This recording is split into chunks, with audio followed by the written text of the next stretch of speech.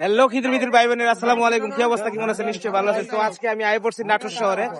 আজকে এই জায়গায় আসছে একটা কারণ আছে, কারণ আজকে এই জায়গায় আসার পিছনে এই যে আমার পিছনে যে মুরব্বী দেখছেন, উনি এই রোজার মাসে যারা পথিক, যারা রোজাদার আছে, যারা রাস্তায় দিয়ে যাইতেছে বা রোজা করার ব্যবস্থা নাই, তাদের জন্য খুব সুবর্ণ একটা সুযোগ নিয়ে আসছে আমার নাটোর শহরে।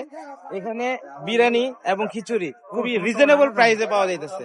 তো কাকার সাথে চলেন কথা বলি, তাহলে চলুন, লেটস গো। আসসালামু আলাইকুম কাকা। ওয়ালাইকুম সালাম।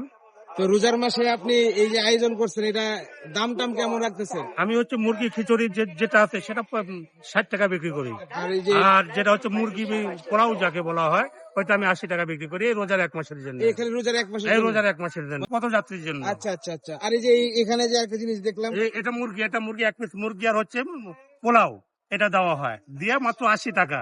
তার সাথে শসা থাকবে, গাজরের সালাদ থাকবে, দিয়ে 1 প্যাকেট 80 টাকা।